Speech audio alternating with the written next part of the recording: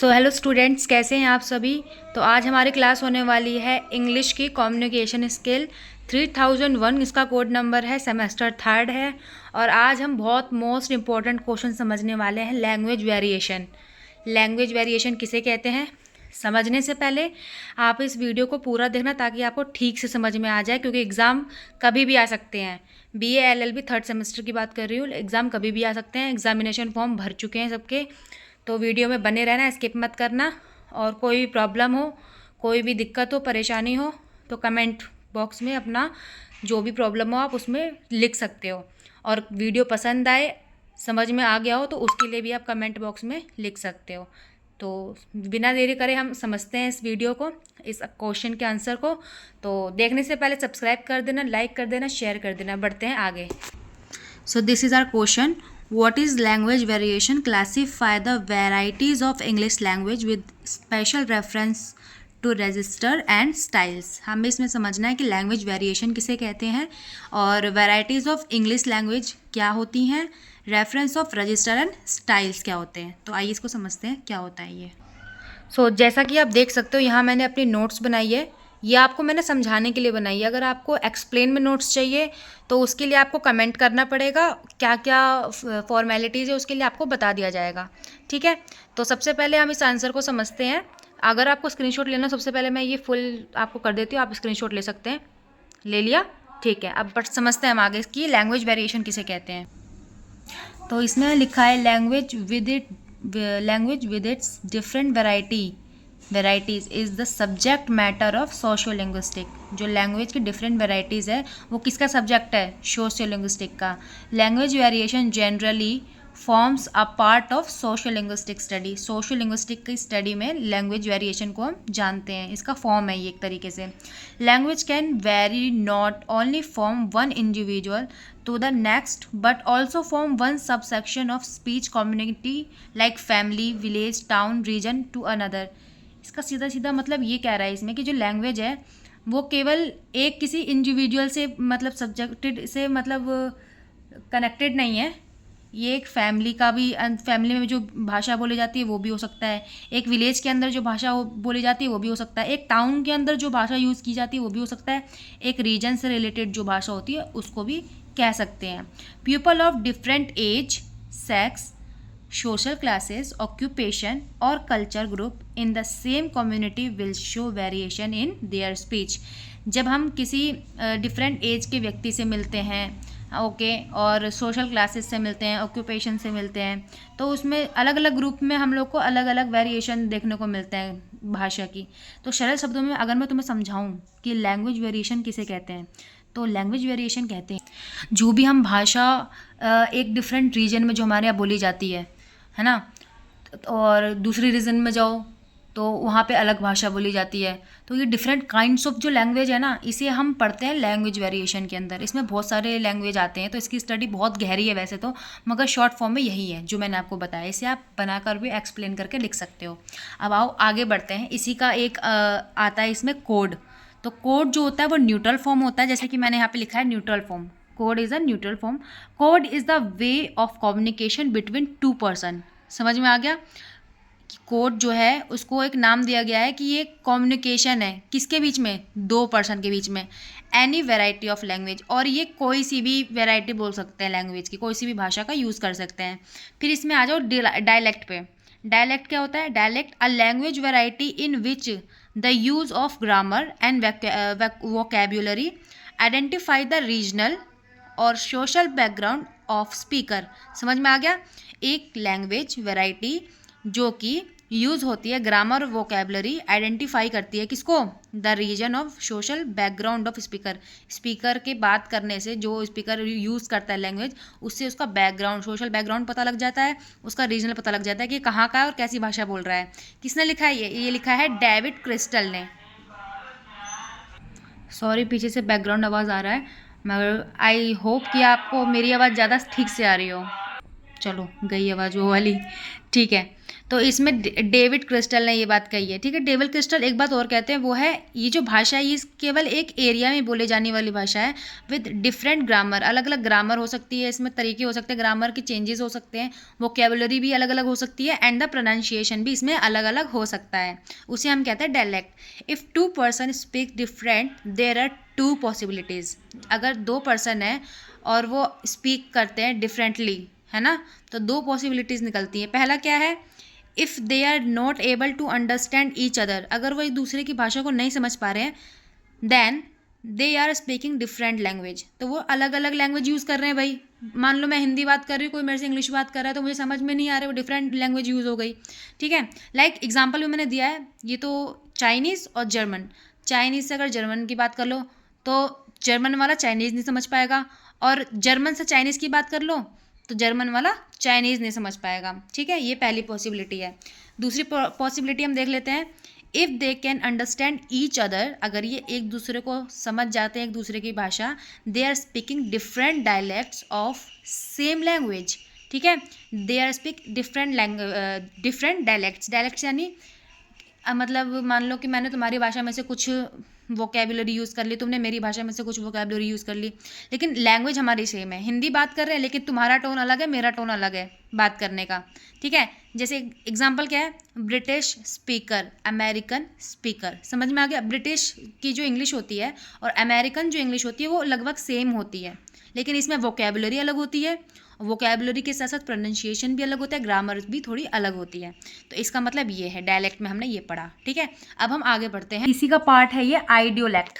तो आइडियोलेक्ट का मतलब क्या होता है, no two people have same way of using language, ठीक है। Two people have same way of using language, minor different always exist. Idiolect में हल्के सा डिफरेंस हमेशा ही रहेगा, ठीक है। So everyone has a personal dialect, हर किसी का एक अपना पर्सनल डायलेक्ट होता है, हर किसी की एक पर्सनल भाषा होती है, बोलने का तरीका एक अलग होता है, अलग वोकेबुलरी होती है, अलग प्रोनाउंसिएशन होता है। वैसे ही personal dialect that is spoken by single individual is known as idiolect, ठीक है। हर किसी की जो पर्सनल डायलेक्ट होता है जो कि वो बोलता है बाय सिंगल इंडिविजुअल, किसी की सिंगल व्यक्ति के द्वारा बोला जाता है, इज नॉन एज आइडियोलेक्ट, ठीक है। Example, my language has personal idiolect, मेरी जो लैंग्वेज इस टाइम जो मैं बोल रही हूँ ये मेरा अपना खुद का मतलब बोली है, ठीक है। और पीएम का जो अपनी बोली है वो उसकी खुद की बोली, अलग अलग बोली, अलग अलग तरीके के जो लोग बोलते हैं वो इसके अंदर आ जाता है, और इसको हम क्या कहते हैं, आइडियोलेक्ट। अब आगे बढ़ते हैं हम आइसोग्लॉस की तरफ। तो ये है हमारा आइसोग्लॉस। आइसोग्लॉस में क्या बताया है, the line drawn on map which separate areas with different linguistic features of pronunciation, grammar and vocabulary are known as isogloss. समझ लो ये मैप है, ठीक है, मैप है ये, ओहो पेन ही नहीं चल रहा, समझ लो ये मैप है, ठीक है। मान लो मैंने एग्जाम्पल के तौर पे बना दिया, इसमें अलग अलग देश है जहाँ पे अलग अलग भाषा बोली जाती है, ठीक है। मान लो ये अलग अलग देश हैं, ठीक है। अब इसको जो ये लाइन है, मैं ये जो बना रही हूँ अभी कि यहाँ पे ये भाषा बोली जाती है, यहाँ पे ये भाषा बोली जाती है, ठीक है। तो ये जो लाइन सेपरेट है ना, अलग अलग सेपरेट है, हम बता रहे हैं कि इस इंडोनेशियन में ये भाषा बोली जाती है, जर्मन में ये भाषा बोली जाती है, और चाइनीज़ में ये भाषा बोली जाती है। तो ये जो हमने लाइन खींची है लिंग्विस्टिक फीचर्स में, जिसका प्रोनाउंसिएशन, ग्रामर और वोकेबुलरी अलग अलग होते हैं, तो इसी को दर्शाने को हम क्या कहते हैं, आइसोग्लॉस कहते हैं। समझ में आ गया, ठीक है, समझ में आ गया होगा, आई होप आपको एग्जाम्पल की तरफ से आपको समझ में आ गया होगा। अब हम नेक्स्ट में चाहते हैं, नेक्स्ट है हमारा रजिस्टर एंड jargon।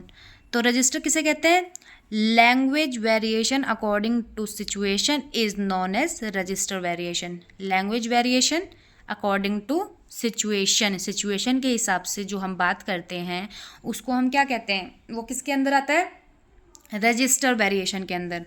इसका ये पढ़ेंगे हम, a variety of language that is used in particular situation is known as register, ठीक है।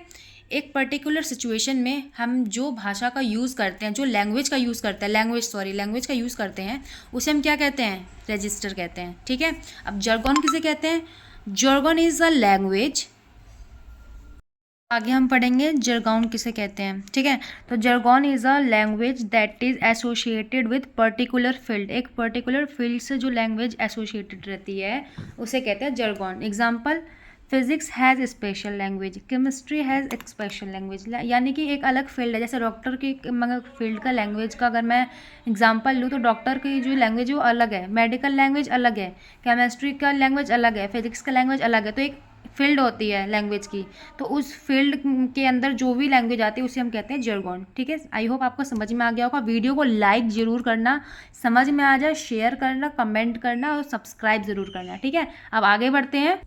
आगे हमारा स्टाइल, ध्यान से समझना स्टाइल किसे कहते हैं, क्योंकि स्टाइल का एक अपना क्वेश्चन ज़रूर आएगा एग्जाम में। ठीक है, आई एम डैम श्योर कि ये क्वेश्चन ज़रूर आने वाला है स्टाइल के बारे में कि स्टाइल किसे कहते हैं लैंग्वेज के अंदर। तो आओ समझते हैं स्टाइल किसे कहते हैं। तो style is the way of language use in different ways like in temple or in seminar with scholars or in a restaurant with friends। यानी कि एक स्टाइल है जो हम एक तरीका है लैंग्वेज को यूज़ करने का इन डिफरेंट वेज में, डिफरेंट ओकेज़न पे, लाइक इन मंदिर में, सेमिनार में, रेस्टोरेंट में हम कैसे यूज़ करते हैं, depending on who participate in the discussion, the tone, वहाँ पे टोन मैटर्स करता है, वर्ड कैसे होते हैं और बहुत सारी चीज़ें होती हैं जो हम समझेंगे। ठीक है, ETC। इन टेम्पल और religion gathering we may be serious, है ना। हम टेम्पल में जाते हैं तो क्या हम हंसी मजाक करते हैं, हम वहाँ पे लाफ्टर करते हैं, हम कोई वहाँ पे जॉक करते हैं, नहीं ना, हम सीरियस होते हैं। ठीक है, and in a seminar we may be analytical, in a restaurant casual, and in the restaurant we में से हम कह सकते हैं कि दैट वाटर इज़ डर्टी। हम रेस्टोरेंट में हैं तो हम ये लैंग्वेज में इस तरीके से कह सकते हैं कि the water is dirty, but in a laboratory we may have to use it's impure. ठीक है, और पॉल्यूटेड। तो आई होप आपको स्टाइल समझ में आ गया होगा कि एक ही वर्ड को अलग अलग स्टाइल में लिखने को, अलग अलग स्टाइल में बोलने को, अलग अलग ओकेजन में अलग अलग यूज़ करने को वर्ड्स को, उसको हम क्या कहते हैं, स्टाइल कहते हैं। सबसे most important and the last, pidgin and creole. तो पिडगिन किसे कहते हैं, contact between speaker and different language gave birth to pidgin. यानी कि जो स्पीकर है, मान लो दो लोग हैं अलग अलग जगह के, अलग अलग भाषा बोल रहे हैं, लेकिन उन्हें एक दूसरे से बात करने के सिवा और कुछ, मतलब वो अगर एक दूसरे की बात ना समझे तो वो मतलब उनका काम नहीं चल पाएगा। ठीक है, तो अपना काम चलाने के लिए आधी चीज़ वो उसकी बोलता है, आधी वो दूसरा वाला पहले की बोलता है, ताकि फिर जाके वो एक दूसरे की जो है भाषा समझ पाते हैं। ठीक है, तो क्या कह रहा है, contact between speaker of different language, speaker से जो कॉन्टैक्ट होता है डिफरेंट लैंग्वेज वाले का, वो जो भाषा बोलते हैं फिर उससे किसका जन्म होता है, पिडगिन का।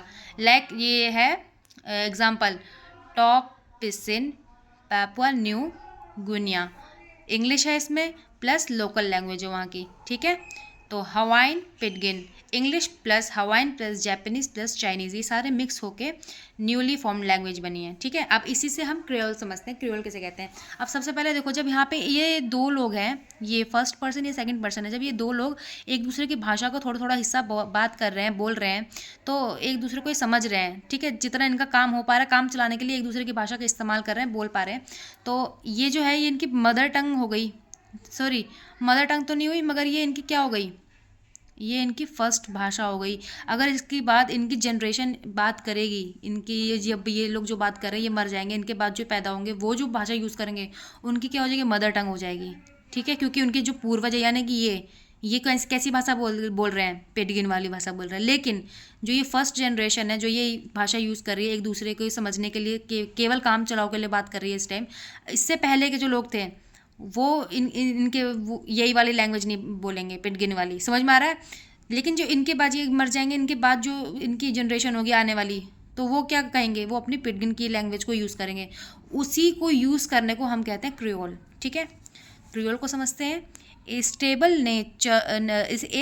Natural language that develops when a pidgin becomes the native first language. ठीक है, जब नेटिव फर्स्ट लैंग्वेज पिडगिन बन जाती है ऑफ कम्युनिटी की, children learn it as their mother tongue. जो चिल्ड्रन है वो इस वाली लैंग्वेज को, पिडगिन को, जो कि एक काम चलाओ लैंग्वेज बनाई थी एक दूसरे की लैंग्वेज का थोड़ा थोड़ा हिस्सा लेके, तो जो चिल्ड्रन है फिर जो आगे की जनरेशन है उसे as a mother tongue use करते हैं। एग्जाम्पल देखो, टॉक पिसिन, इसमें पिडगिन भी है और टॉक भी है।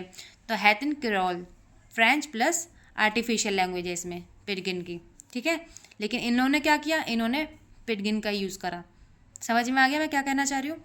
अब इसके कुछ इंपॉर्टेंट वो देख लेते हैं। देखो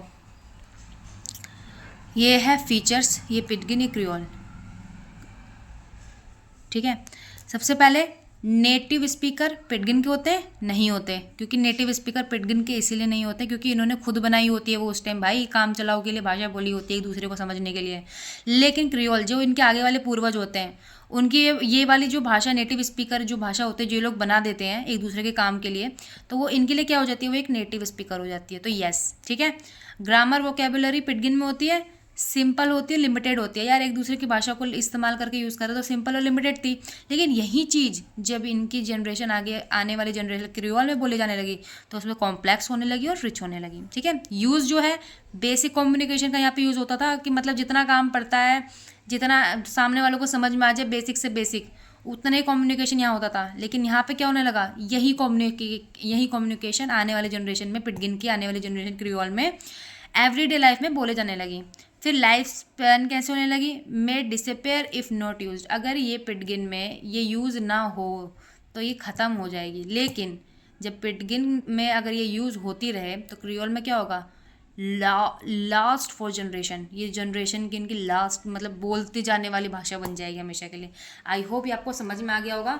इसके आगे ये हमारा लास्ट है, लास्ट हमारा ये है कि वेराइटीज़ ऑफ इंग्लिश। तो वेराइटीज़ ऑफ इंग्लिश में हमारे 6 वेराइटीज़ होते हैं, आप देख सकते हो।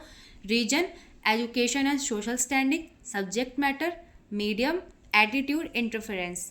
तो अगर आपको ये समझना है तो मुझे कमेंट में ज़रूर बोलना कि वेराइटीज़ ऑफ इंग्लिश मैं आपको समझा दूँ। इससे मुझे भी फीडबैक मिलेगा कि आप मेरी वीडियो देख रहे हो, आपको मेरी वीडियो समझ में आ रही है, आप मेरे वीडियो को प्यार कर रहे हो, तो फिर मैं आगे की वीडियो बनाऊंगी, ठीक है। और वीडियो को जो जो देख रहा है तो प्लीज़ लाइक ज़रूर करना, ठीक है, ताकि मैं भी और मोटिवेट होती रहूँ, आपको इसी तरीके से और भी मज़ेदार तरीके से आपको एक क्वेश्चन के आंसर समझाती रहूँ, ठीक है। तो लाइक करना, कमेंट करना, शेयर करना। तब तक के लिए जय श्री राम, बाय बाय।